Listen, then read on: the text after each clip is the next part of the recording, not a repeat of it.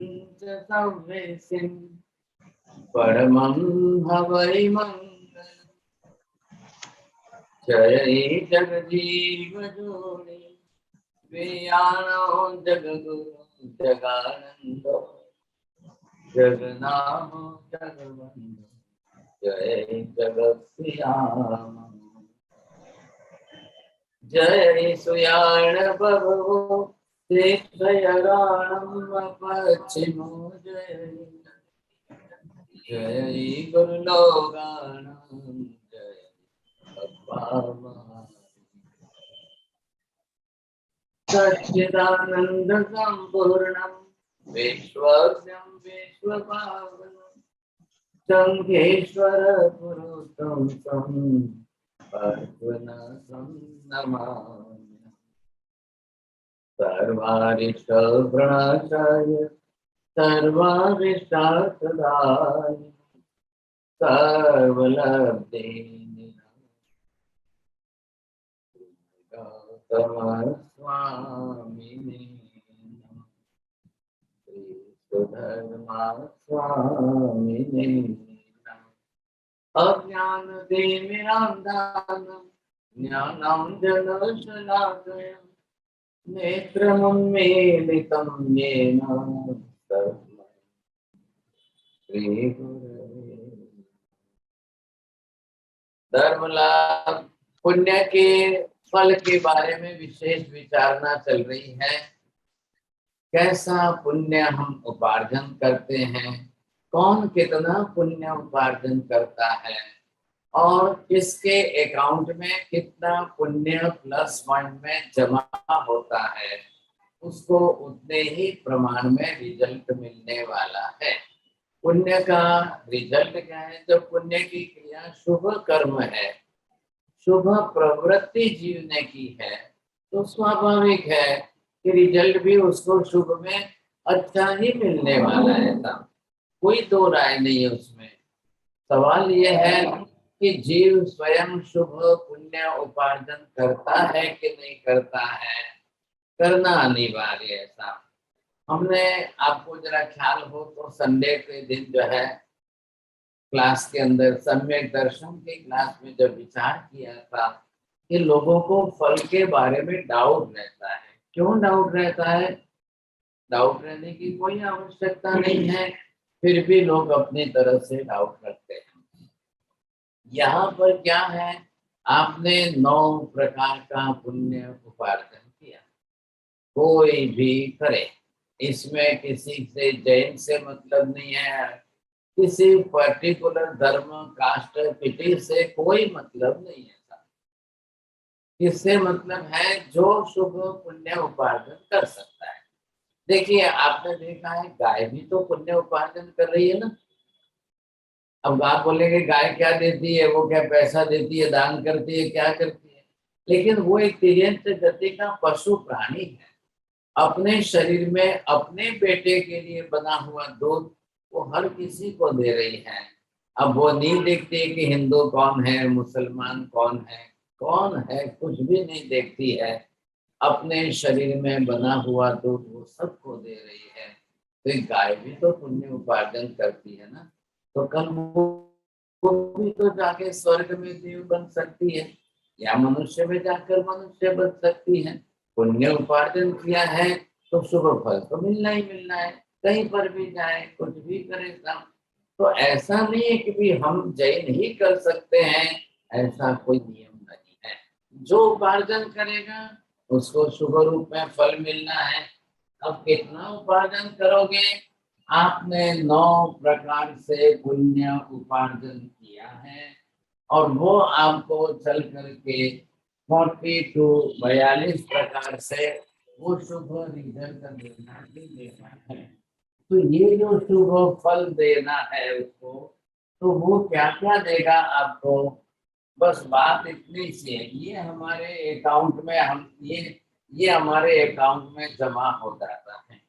आपने जो किया है वो 9 प्रकार का पुण्य उपार्जन किया है। इसलिए मैंने ये कहा था कि ये आपको प्रतिदिन डेली डायरी में नोट्स करना चाहिए। आज मैंने ये पुण्य उपार्जन किया है, आज मैंने इतना पुण्य उपार्जन किया है, आज मैंने ऐसा पुण्य उपार्जन किया है, इस प्रकार से किया है। तो अगर आप अपने 9 प्रकार के पुण्य को ही जानते हो, अब 42 रूप से रिजल्ट क्या मिलने वाला है, कैसा मिलने वाला है, कितना मिलने वाला है, ये तो हम जानते नहीं है साहब। तो ये है तो सही कि नहीं।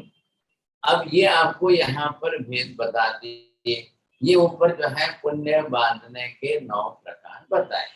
अब इसके अंदर आपने अपनी तरह से जो जिसने जैसा पुण्य उपार्जन किया हो, अब वो उसके ख्याल में रहेगा साहब।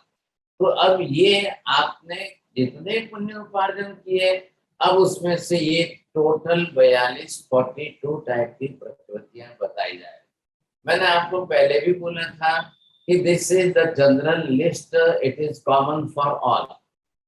संसार के समस्त प्राणियों के लिए इतना ही रिजल्ट है, परमानेंट रिजल्ट है।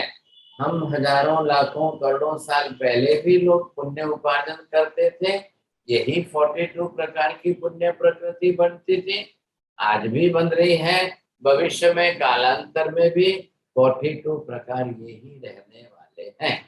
अब हम जानते हैं जिस प्रकार से है। अब सवाल क्या है, 42 हम जो समझ रहे थे, वो इसमें अलग अलग तरीके से आप कौन कौन से 42 प्रकार कैसे होते हैं वो हम देख रहे थे। वो देखते देखते आपको इन जनरल, हाँ मतलब पूरी दुनिया में समस्त जीवों को मैक्सिमम मिल मिल करके भी क्या क्या मिलता है, कितना मिलता है, कैसा मिलता है, कौन कौन सा शुभ पुण्य अच्छा उनको प्राप्त हो सकता है, ये हम देख रहे हैं। अब यहाँ पर आप देखेंगे ये है श्वासोच्छ्वास। अब देखिए संसार के समस्त जीव हैं, अब चाहे पेड़ पौधा है तो उसको भी तो श्वास लेना ही है कि नहीं, हर जीव को लेना है। तो इंद्रिय वाले जीव को, चींटी मकोड़े वाले को, मक्खी मच्छर को, हर जीव को श्वास लेना कंपल्सरी। अब ये एक 25 नंबर जो है आतप नाम कर्म है, तो ये स्पेशल है कि जो आतप नाम कर्म और उद्योग नाम कर्म, ये सूर्य चंद्र के विमान के पीछे रहने वाले पृथ्वी काय के एकेंद्रीय जीवों को ही स्पेशल होता है। ख्याल आया। इसलिए उसके प्रकाश, सूर्य का प्रकाश रहता है, चंद्र की चांदनी रहती है। सूर्य के प्रकाश में उष्णता गर्मी है, चंद्र के प्रकाश में शीतलता है। तो दोनों ही जरूरी है संसार के अंदर। अगर सूर्य प्रकाश में इतने उष्णता टेम्परेचर नहीं रहेगा तो संसार के अंदर बहुत बड़ी समस्या हो जाएगी साहब, ये भी जरूरी है। अब ये 27 बताया, शुभ विहायो गति। मृत्यु के बाद भी जीव को जाना तो है ना, मरने के बाद भी शरीर छोड़कर के आत्मा को तो जाना ही है। कोई भी जीव हो, जैसे ही उसकी मृत्यु हो जाती है, ये हमने देखा यहाँ पर जन्म है, अब ये यहाँ पर आते उसकी मृत्यु होनी है। अब वो चाहे अपना 100 बरस पूरा करे या 50 करे या जितना भी है उतना करे, अब उसको यहाँ मृत्यु होते ही, अब ये जीव जब जाएगा, ये इसके साथ में अपने कर्म प्रकृतियां जा रही है। अब ये जहाँ जाएगा, जहाँ जाकर जन्म लेगा, उसको उसके लिए चाहिए विहायो गति, है ना। तो ये कर्म पर्टिकुलर पुण्य चाहिए उसको, ये विहायो गति नाम कर्म का पुण्य। अब उसको जो चाहिए वो ले करके किसी भी गति में जा सकता है। हालांकि समय तो उसका बहुत कम है, लेकिन उतने समय में ही जाकर उसको उत्पन्न तो होना ही होना है। अब जीव जो है, ये देखिए ये जीव यहाँ पर आया, गर्भ में प्रवेश किया है। अभी गर्भ प्रवेश हुआ है तो इस जीव को अपना शरीर बनाना है। कैसे बनाएगा शांत। अब ये गर्भ में रह करके बाहर से ये कार्बन वर्गना के पुद्गल परमाणु को ले रहा है। अब जो कार्बन वर्गना के पुद्गल परमाणु को लेकर के सेटिंग तो करने के नहीं, आंख बनाना है, कान बनाना है, नाक बनाना है, सिर के बाल बनाना है, हाथ बनाना है, पांचों अंगुलियां हाथ की बनानी है, पैर बनाने हैं, पैर की अंगुलियां बनानी है, पेट बनाना है, पूरा शरीर जो है उसको कहते हैं निर्माण नाम कर्म। तो निर्माण नाम कर्म के अंदर स्ट्रक्चरल डिजाइन जो है, शरीर बनाने की एक पूरी डिजाइन जो है उसको तैयार करके बनाना अनिवार्य है। नहीं तो कैसे चलेगा, बनाना तो पड़ेगा। तो हर जीव के लिए निर्माण नाम कर्म है। आपने देखा है कंस्ट्रक्शन चलता है तो लोग बिल्डिंग कंस्ट्रक्ट करते हैं ना, अब बनाते समय कैसे बनाते हैं, अगर वो रॉ मटेरियल के साथ में बनाने समय की प्रोसेस देखा जाए कंस्ट्रक्शन की, तो शायद हम तो देख भी ना पाए सब। लेकिन बनने के बाद बढ़िया अच्छा कलर वगैरह हो जाने के बाद रास्ते चलते लोग बिल्डिंग देखते हैं, डिजाइन देखते हैं तो बोले बहुत सुंदर है, बहुत अच्छी बनाई है सब। तो ये कैसे आपने बोल दिया, आपके मुंह से ये शब्द क्यों निकले, नहीं नहीं नहीं, रियली वेरी गुड ब्यूटीफुल, तो ये क्यों बोला आपने। तो वैसे ही हम भी तो गर्भ के अंदर हमारा शरीर बनाते हैं, और सभी जीव बना रहे हैं। गाय भैंस की भी तो अपने शरीर बना रहे हैं, बिल्ली कुत्ता भी तो अपना शरीर बना रहे हैं। तो सबको अपना शरीर जो बनाना होता है, तो उसका स्ट्रक्चरल डिजाइन जो है निर्माण काम करना है। अब वो जब बनाता है तो कैसा शरीर बनाता होगा। अब कौन देखता, माँ तो कुछ भी नहीं जानती है, माँ को पता ही नहीं है गर्भ में क्या हो रहा है, पापा को कुछ भी पता नहीं है कि गर्भ में क्या हो रहा है। अब बालक कैसे गर्भ में अपना शरीर बनाता होगा, कैसे करता होगा, कब क्या होता है, कब क्या होता है, क्योंकि वो टाइम 9.5 महीने का है, लेकिन जी बरोबर अपना शरीर बना रहे था। अब वो कौन बना रहा है, नाम कर्म की प्रकृति के अनुसार बन रहा है। तो उसके अंदर ये पर्टिकुलर निर्माण नाम कर्म है, विदाउट एनी मिस्टेक, कुछ भी कोई मिस्टेक नहीं हो रही है। और सिर के बाल से लेकर पैर के तलिए तक एक एक चीज इतनी सुंदर बना रहा है। आज अगर पूरा शरीर हम खोल के देख लेना तो आपको आश्चर्य लगेगा कि ऐसा, अगर आपको सब खोल के खाली पार्ट्स ऑर्गन्स डिफरेंट करके दे दिए जाए तो जोड़ भी नहीं पाओगे आप। लेकिन गर्भ के अंदर जो है बालक अपना शरीर पूरी तरह से व्यवस्थित बना लेता है। तो कितना बड़ा काम है ऐसा, कोई सामान्य काम नहीं है। 9.5 महीने लगते हैं और गर्भ की रचना करता है। अब आइए बात आगे बनाएंगे कि त्रस दर्शक है। तो ये त्रस दर्शक में 10 प्रकार की प्रकृतियों का एक ग्रुप बता दिया गया है। एक एक करके हम समझ लेते हैं। अब बालक आया जी गर्भ में शरीर बना रहा है, तो सबसे पहले उसको त्रस बना जो है, रस पने का सीधा तात्पर्य क्या है, किसी भी प्रकार के दुख के प्रकार सामने आए तो जीव उस अपनी रक्षा करने के लिए, दुख से बचाव करने के लिए इधर उधर भाग सकता है, जा सकता है, ये उसको मालूम है। बस इतना ही काम करना है उसको। तो ये हो तो सकता है ना, पॉसिबल तो है ना। तो ये है त्रस बना। अगर जो त्रस बना नहीं बनाएगा तो क्या होगा, वो स्थावर में चला जाएगा, पेड़ पौधे की तरह से खड़ा रह जाएगा, जमीन के अंदर पृथ्वी के रूप में खड़ा जाएगा। अब मालूम है आपको, हवा के झोंके से आग भी अगर बहती हुई आएगी तो पेड़ पौधे तो बेचारे भाग भी नहीं सकते हैं, बच भी नहीं सकते हैं। वो देख सामने से आग आ रही है लेकिन नहीं भाग सकते, इसलिए वो स्थावर है।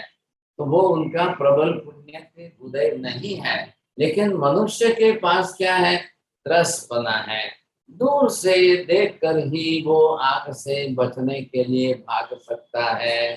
वो जानता है अच्छी तरह से, उसको मालूम है कि अरे आग लग गई है तो मुझे बचना है, तो उसको कहते हैं त्रस।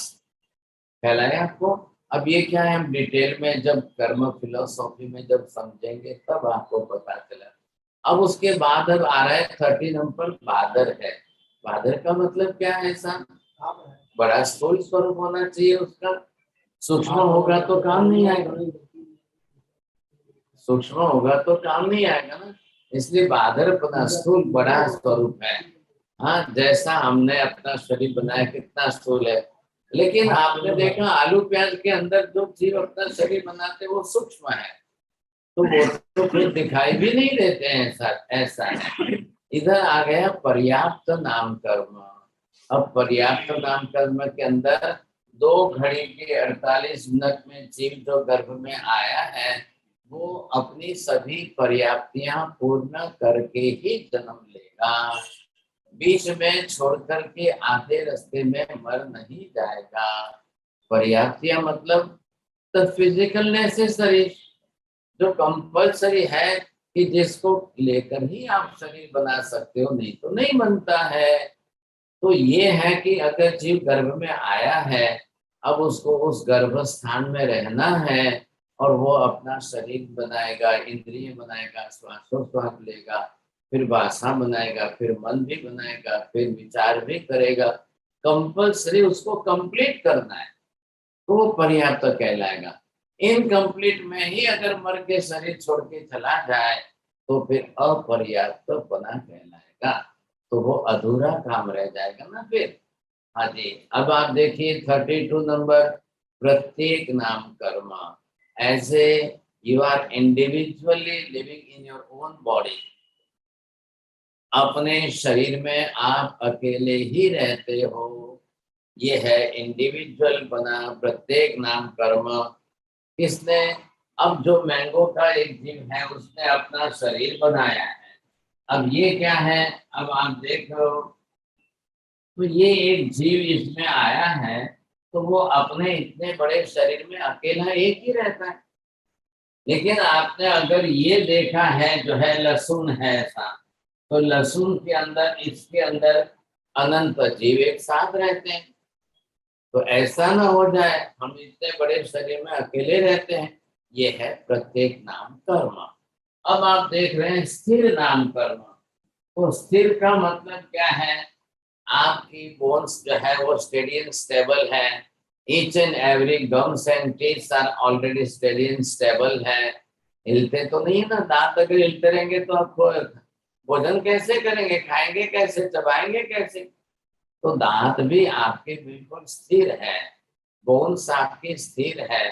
आप if you are running, if you are jogging, if you are dancing, आपका शरीर बिल्कुल स्थिर है, बोन्स में स्थिर है, तो उसके अंदर कहीं आपको कोई नुकसान नहीं हो रहा है। तो ये जरूरी है, दांत वगैरह हिलने नहीं चाहिए, मजबूत सॉलिड होने चाहिए था। अब इसके बाद आया आपका शुभ नाम कर्म।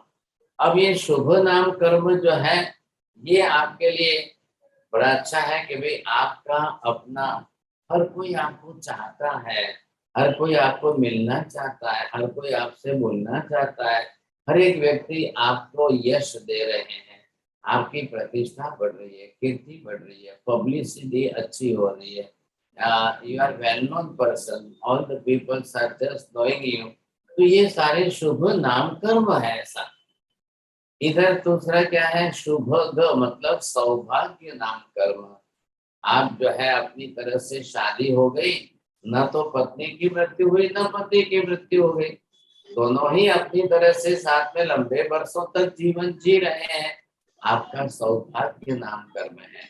ये पुण्य है। देखिए पुण्य आपको दे रहा है, क्या क्या दे रहा है, कितना दे रहा है, कैसा दे रहा है, तो अलग अलग अलग प्रकार से दे रहा है, तो उसका काम है वो देगा।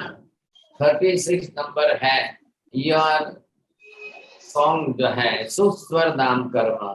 बहुत मधुर आप गा सकते हो, आपका कंठ अच्छा मधुर है कि आप गाओ तो 10 लोगों को सुनना पसंद है।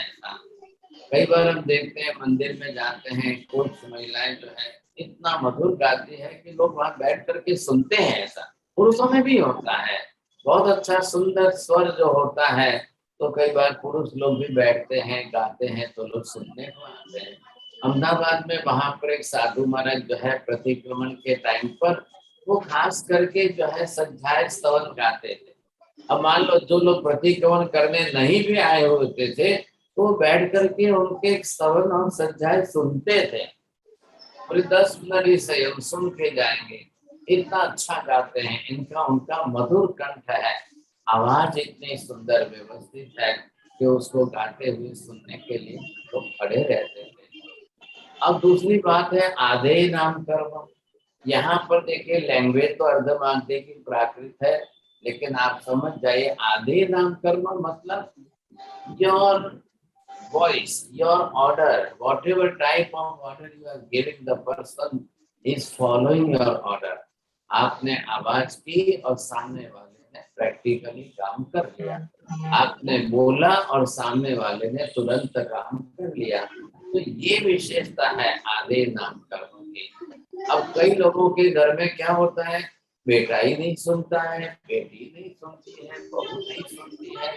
तो ऐसा जो होता है वो गलत है।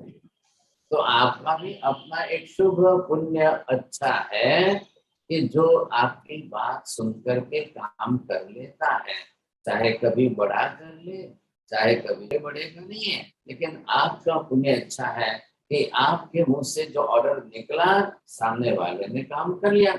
ये प्लस पॉइंट अच्छा है। तो ऐसा होता है, लेकिन सबका नहीं होता ऐसा। कई लोगों का उल्टा अपोजिट होता है। भाई वो 10 बार बोलते हैं और सामने वाला काम ही नहीं करता है, तो कुछ सुनता ही नहीं है, कुछ करके ही नहीं दे रहा है। ऐसा भी होता है, समझे कि नहीं। अब आई बात देखिए यश नाम कर्म, ये बड़ा अच्छा है आपके लिए। आप कुछ भी करो, छोटा बड़ा काम करो, कहीं पर भी जाओ, आपको यश प्रतिष्ठा अच्छी मिलती है, पब्लिसिटी अच्छी मिलती है। कोई काम करे लेकिन आपको यश अच्छा मिलता है। तो ये संसार के अंदर देखिए सबका है। कई लोग तो परेशान है, सब हम लोग तो अच्छा काम करते हैं लेकिन कोई हमको तो यश नहीं मिलता है। देखिए उनको तो सभी यश दे रहे हैं, उनका तो नाम सब हो रहा है, अच्छा नाम हो रहा है, मेरा तो नाम ही नहीं हो रहा है। अब हालांकि मेहनत तो मैं इतनी करता हूँ, मैं तो इतनी मेहनत करता हूँ, लेकिन मेरा तो कोई नाम नहीं हो रहा है। ऐसा भी जो है लोग करते हैं, बोलते हैं साहब। तो ये है प्लस पॉइंट में आपका पुण्य। You are saying this is your merit, समझे कि नहीं। तो ये आपका यश नाम कर्म आपका मेरिट है। चलो ये हो गए 10 दशक के अंदर के अलग। अब ये क्या चल रहा है, आपका आयुष्य चल रहा है। आपके पास बहुत अच्छा आयुष्य हो, आप अच्छे आयुष्य से जीवन जी रहे हो, लंबा आयुष्य हो, दीर्घ आयुष्य हो, और विदाउट ब्रेक डाउन का आयुष्य हो। आयुष्य जीवन जी रहे हो तो there is no obstruction, there is no accident, there is no attack, not at all. और आप बिल्कुल निरोगी स्वस्थ जीवन जीते हुए आपका आयुष्य लंबे काल तक पूरा कर। कई लोगों का ऐसा होता है कि आयुष्य तो लंबा है लेकिन सामने उनकी सेवा करने वाले कोई नहीं होते। अब कोई 90 के ऊपर पहुंच जाए, कोई 95 के ऊपर पहुंच जाए, कोई 100 के पास पहुंच जाए, तो उसका उस समय सेवा करने वाले चाहिए ना। वो खुद तो जो है 95 पर पहुंच गए, 90 पर पहुंच गए, तो उनकी तो फिजिकल कंडीशन वीक तो रहेगी ना, नहीं है। लेकिन सामने उनकी सेवा करने वाले अगर कोई अच्छे मिल जाते हैं तो कोई चिंता ही नहीं था। फिर तो उनको अपना आयुष्य शांति से पूरा करने में भी आनंद आ जाता है। तो ये है कि हमारे पास जीवन जीने के लिए, क्योंकि ध्यान रखिए मनुष्य लाइफ जो है, human life is a precious life, बहुत बड़ी कीमती जिंदगी है मनुष्य की। देव आयुष्य, नरक आयुष्य, तिर्यंच आयुष्य, सब प्रकार के आयुष्य। लेकिन मनुष्य के पास जो अपना आयुष्य है, it is very precious, very valuable life है हमारी। तो हमको ये सोचना है कि मनुष्य आयुष्य जो है अब वो कितना कीमती है सब। तो यहाँ पर ये आपको बताया कि मनुष्य आयुष्य है। तिर्यंच पशु पक्षियों को भी अपना आयुष्य पसंद है, वो भी जीवन जीना चाहते हैं, उनको भी कोई नाम नहीं है, समझे कि नहीं। इसी तरह से तेरे पशु पक्षी भी जीना चाहते हैं, देवगति के देवी देवता भी। सवाल सिर्फ एक है नरक के नारकी जीवों का, वो जीना नहीं चाहते हैं साहब। क्यों? तो कि उनको तो दुख तकलीफ पीड़ा इतनी ज्यादा है, इतनी ज्यादा है, उनको तो जीना ही पसंद नहीं। तो ये यहाँ पर जो आपको बताया है कि मनुष्य को अपना आयुष्य पसंद है, देवताओं को अपना आयुष्य, ये शुभ आयुष्य है जो पुण्य के कारण होता है। और तीसरा जो है दिव्य आयुष्य है। अब लास्ट प्रकृति आ गई, तीर्थंकर नाम कर्म। जिन नाम कर्म जो हम जिसको बोलते हैं, भगवान किसी को बनना भी है तो उसको पहले पूर्व तीसरे जन्म में तीर्थंकर नाम कर्म उपार्जन करके आना पड़ता है। ऐसे नहीं कि आज का आज कोई भगवान बन जाएगा। ये जो है आप देख रहे हैं, तो जितने प्रकार की ये पुण्य प्रकृति है, अब ये देखिए महावीर स्वामी का 25वां भाव, ये 25वां भाव जो है उनका उनका नाम है उस समय जो है, तो जो अपनी तरह से यहाँ पर 25वें भाव में महावीर स्वामी पहुंचे, अब वो जो है नंदन राजर्षि के रूप में है। तो ऐसे नंदन राज ऋषि अब उनको जो है उस जन्म के अंदर, ये राजर्षि नाम है इनका, अब उनका 25 लाख वर्ष का आयुष्य है और उन्होंने तीर्थंकर नाम कर्म उपार्जन किया। तो ये उनके राजर्षि नंदन राजर्षि के जन्म में ये स्पेशल पुण्य प्रकृति है तीर्थंकर नाम कर्म की। अब ये साथ में लेकर ही इनको जाना है। अब ये 26वें जन्म में देव बन गए, सब देवता बने। तो ये जब उपार्जन किया, ये फर्स्ट लाइफ, ये सेकंड लाइफ, अब ये यहाँ से निकल कर के 27th लाइफ में अब महावीर स्वामी बने। तो ये तीर्थंकर नाम कर्म ये इनका इसके साथ में गया। अब यहाँ से आकर 27वें भाव में साथ में आया। अब ये तीर्थंकर नाम कर्म आया तो भगवान का च्यवन होते इंद्र महाराज देवलोक में से वंदना करते हैं और भगवान का जन्म होने के बाद मेरू पर्वत पर जाकर के भगवान का अभिषेक करते हैं। सोचिए आप, कितनी बड़ी बात है। दुनिया में और किसी का कोई क्यों नहीं करता है? इतने बड़े बड़े चक्रवर्ती वगैरह सब पैदा होते ही है ना, क्यों नहीं किसी का कोई करता है? सिर्फ तीर्थंकर का ही इतना बड़ा जो है जन्म के दिन ही मेरू पर्वत पर ले जाएंगे इंद्र आदि आकर के और वहां जाकर के जो है भगवान का जन्माभिषेक महोत्सव करेंगे। तो जिसको भी तीर्थंकर भगवान बनना है, लास्ट में आते 27वें जन्म में महावीर स्वामी भगवान बने, यहाँ से वो तीर्थंकर नाम कर्म उपार्जन करके मतलब 25वें जन्म से वो साथ में लेकर गए।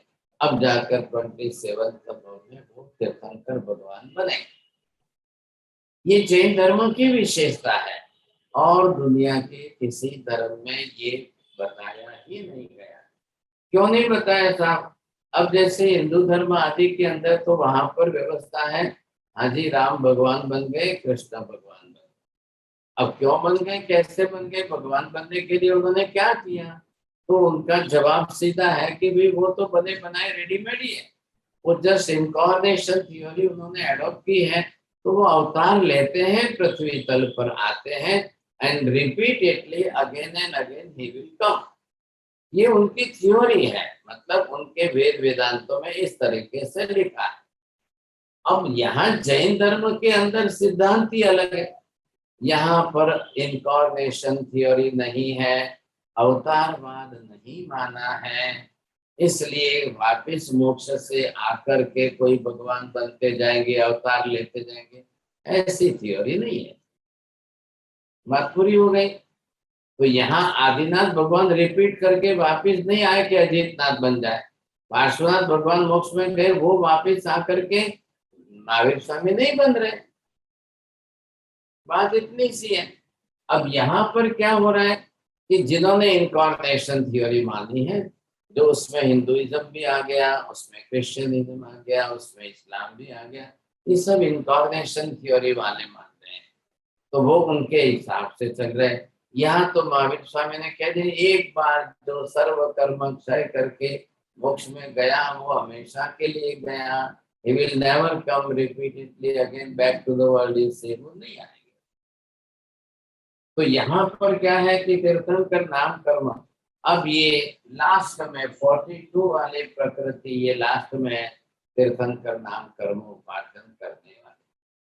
हाँ ये जरूर है कि आप भी जो है बिना तीर्थंकर बने भी मोक्ष में जा सकते हो, ख्याल है कि नहीं? लेकिन वो अकेला ही जाएगा ना मोक्ष में जाने के लिए, लेकिन जिसने तीर्थंकर नाम कर्म उपार्जन किया है और वो अगर मोक्ष में जाता है तो वो अपनी तरह से बाकी सभी आएंगे सब। अब जिस तरह से यहाँ पर 12वां गुणस्थान है, अब जो आए वो यहाँ आकर के वितरागी बन गए।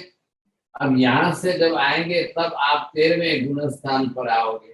अब आप केवल ज्ञान प्राप्त करोगे, केवल दर्शन प्राप्त करोगे, तब जो है तीर्थंकर नाम कर्म ये जो पुण्य प्रकृति उपार्जन की हुई थी वो अब सामने आएगी। तो पुण्य प्रकृति जब उपार्जन की हुई थी, केवल ज्ञान प्रकट होते जब सामने आएगी, अब देवता गण वगैरह आ करके समवत्सर की रचना करेंगे। अब समवत्सर बनाएंगे, भगवान बैठ के देशना देंगे, अष्ट प्रातिहार्य निर्माण करेंगे। अब भगवान के प्रति इतनी भक्ति करते हैं देवता कि भगवान का पैर भी जमीन पर न पड़े, भगवान के पैर के नीचे सुवर्ण कमल रखेंगे। इस तरह से भगवान चलते हैं। तो ये एक पर्टिकुलर स्पेशली है। आगे फिर जब यहाँ से आयुष्य पूरा होगा, अब वो 14वें गुणस्थान पर आने के बाद अब लास्ट में उनको मोक्ष में तो जाना ही है, तो जाएंगे।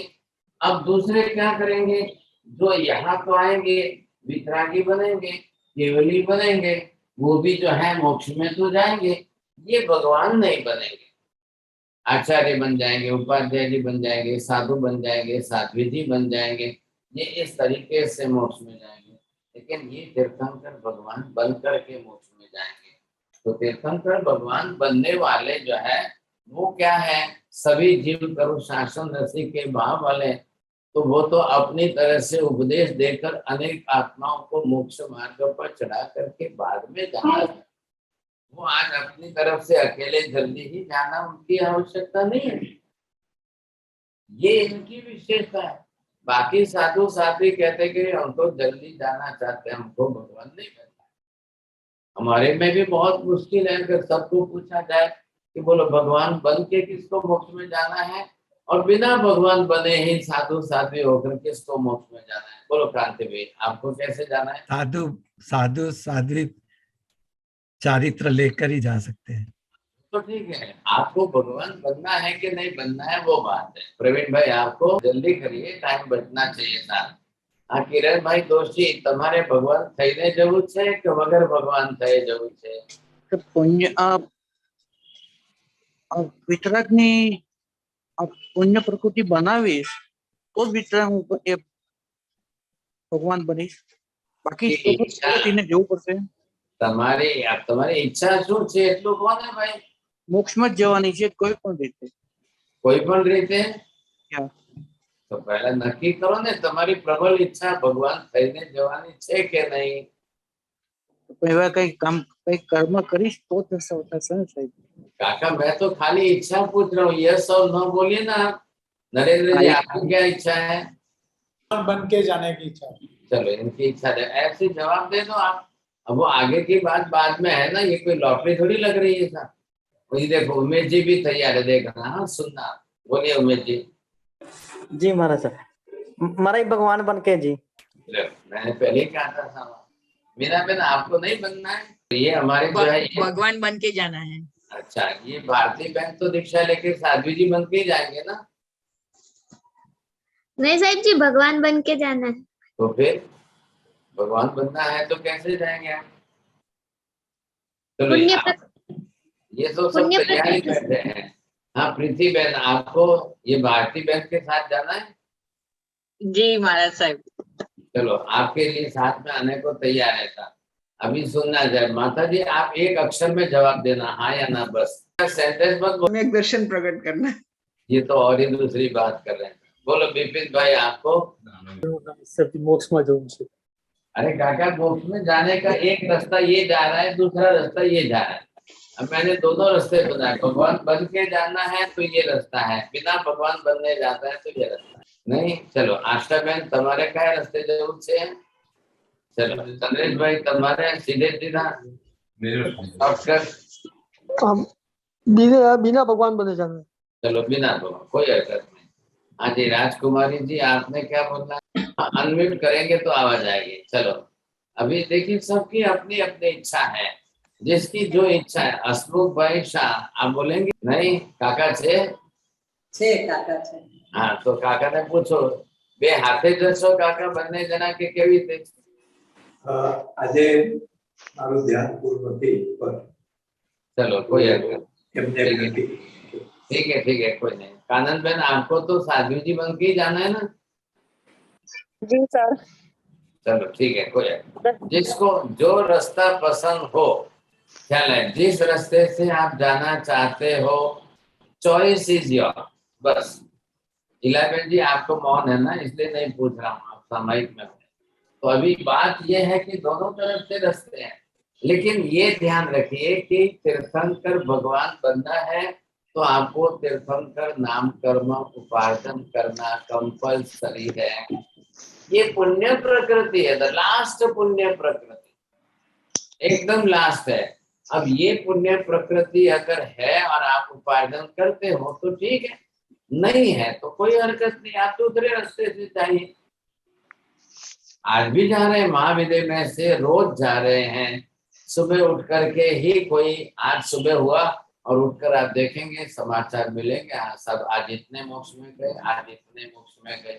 तो वो कौन गए? साधु बनकर गए, साध्वी जी बनकर गए, उपाध्याय जी बनकर गए, आचार्य जी बनकर गए, गंधर्व बनकर के गए। वो अपने अपने हिसाब से जा रहे। अब स्पेशली है तीर्थंकर भगवान बनना है तो उनको ये 42 में से लास्ट पुण्य प्रकृति उपार्जन करनी अनिवार्य है। अब ये जो है क्या हो गया, केवल ज्ञान प्राप्त करने के लिए पुण्य नहीं चाहिए, केवल दर्शन प्राप्त करने के लिए पुण्य नहीं चाहिए, वितरागता प्राप्त करने के लिए पुण्य नहीं चाहिए। क्यों नहीं चाहिए साहब? नरेंद्र जी बोलिए क्यों नहीं चाहिए? नहीं समझ में आया? वितरागता प्राप्त करने के लिए पुण्य क्यों नहीं चाहिए? પ્રકાશ કરનાર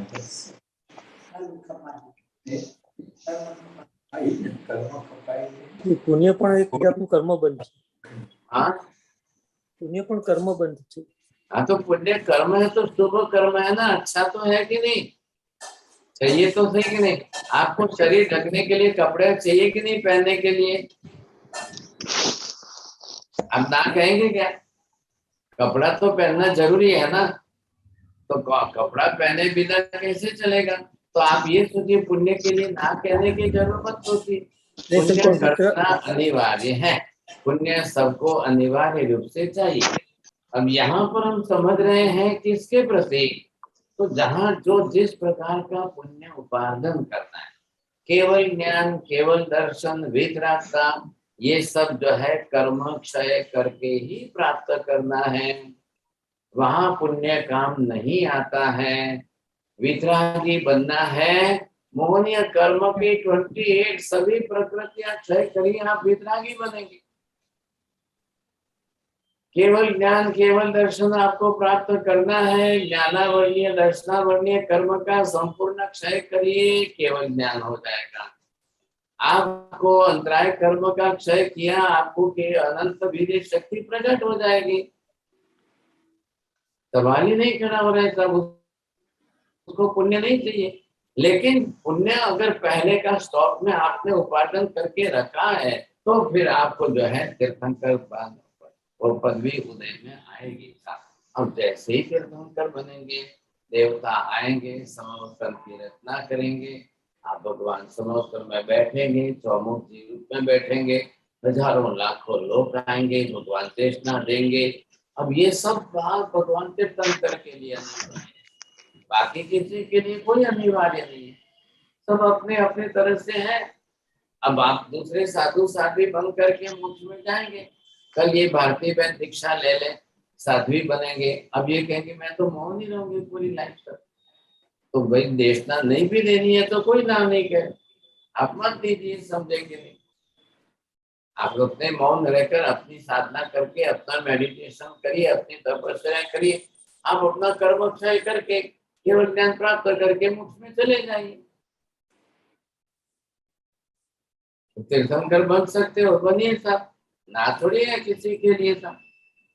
अब जब जिसको जिस तरह से जाना है उसको उसी ढंग से चाहिए साहब, अपनी तरफ से जाना है। अब आपको भारती बहन भगवान तीर्थंकर बन के जाना है, तो अभी आज ही तीर्थंकर बनना है। साहिब जी पुण्य भेला करना पड़ेगा पहले।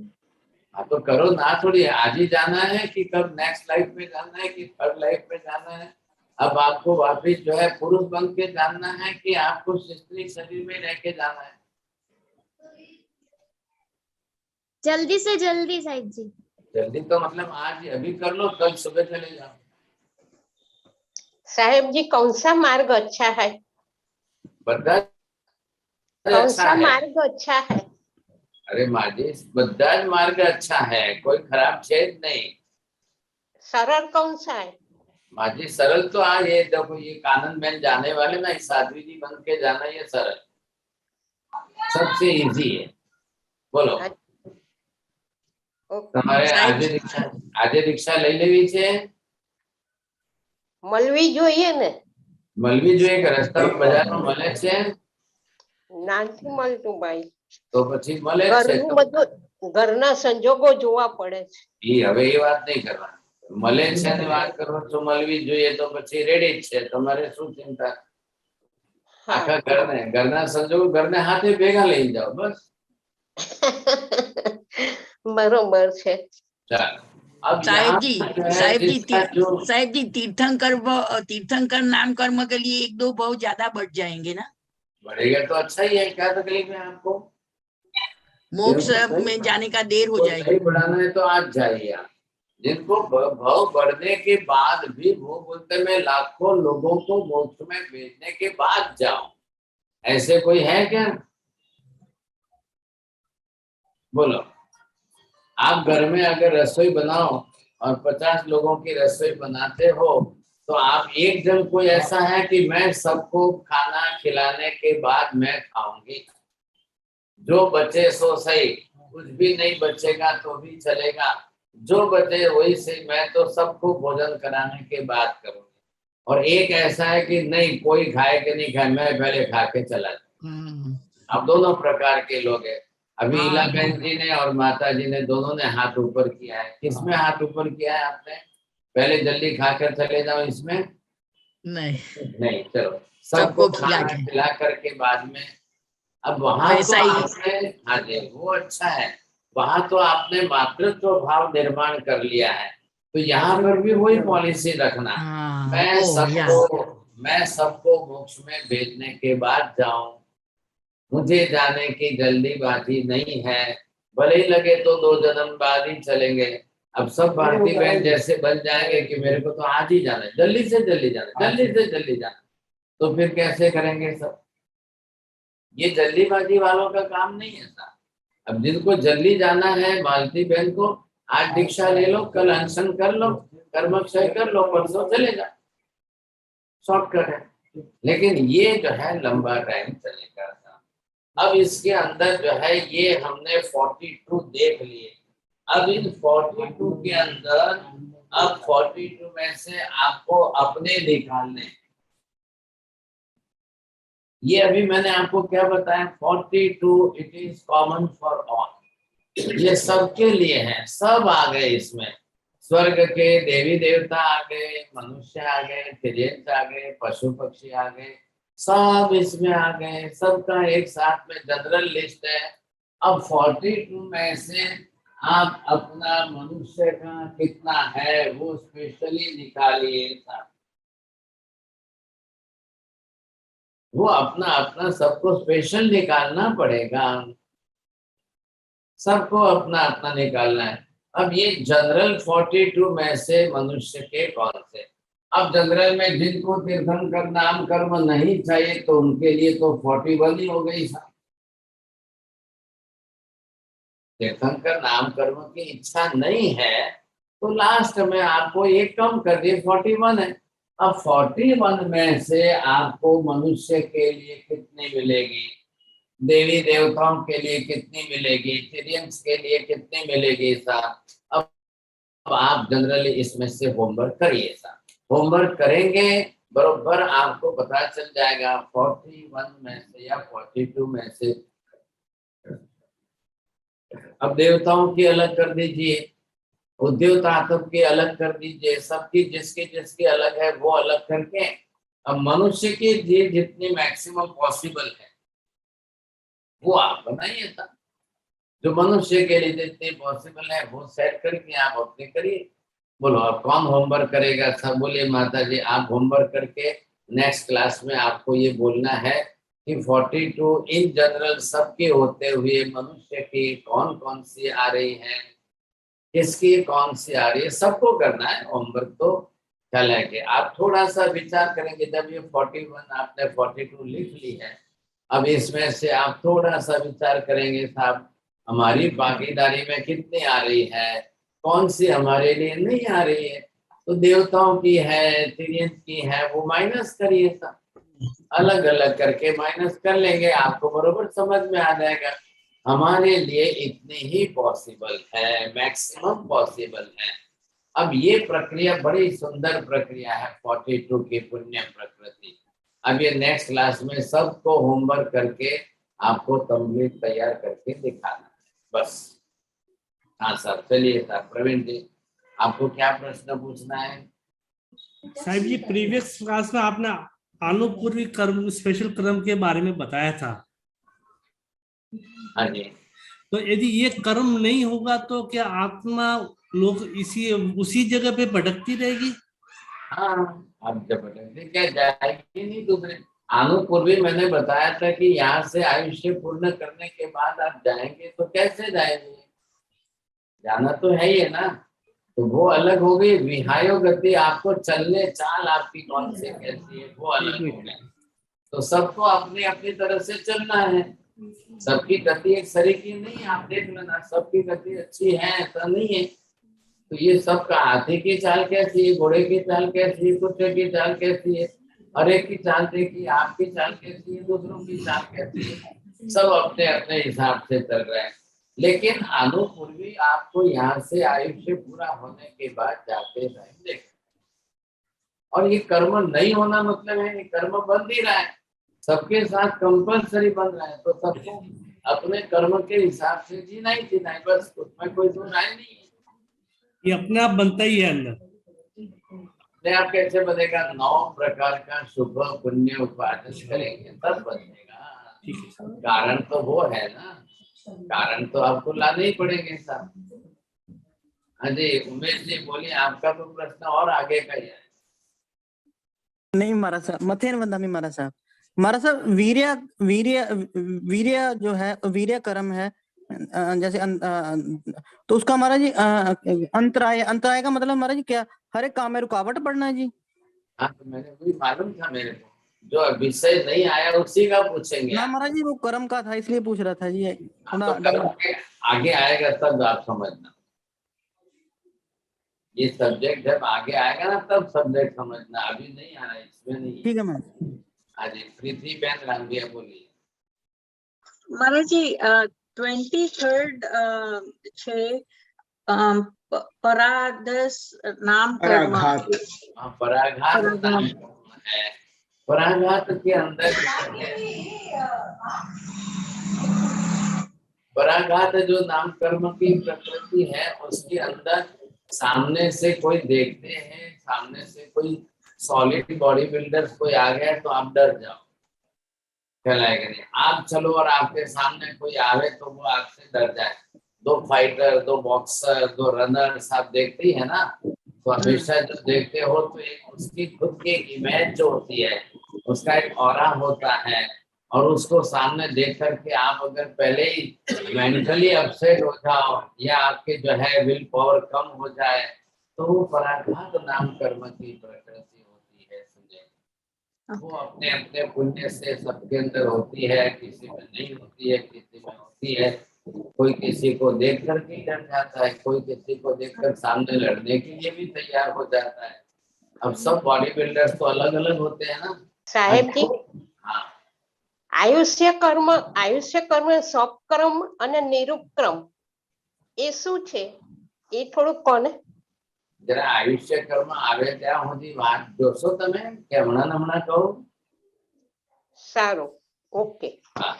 અને આયુષ્ય કર્મના બીજા ક્લાસોના વિડિયો મોકલાવેલા છે, એ ખોલીને જોશો તમે છે આ યુટ્યુબ ઉપર જ છે આયુષ્ય કર્મના ક્લાસો ચાલેલા ને એના વિડીયો મોકલાવેલા છે આયુષ્ય કર્મના નામથી જ યુટ્યુબ માં મળી જશે કઈક 10-15 વિડીયો હશે એ જોઈ લેજો હા વાંધો નહીં ઓકે और कोई है कर्म की क्लास 2 मिनट में चालू होगी आपको जिनको इंटरेस्ट है कर्म की क्लास में पधारना नमो हरियंताणं नमो सिद्धाणं नमो हरियाणं नमो वज्रायाणं नमो लोके सर्वसागुणं एषु पंच नमोकारो सर्वभावपणासनो मंगलानं च सर्वेसिं परमं हवै मंगलम् मंगलम भगवान वीरो मंगलम गौतम प्रभु मंगलम स्थूलिभद्राद्या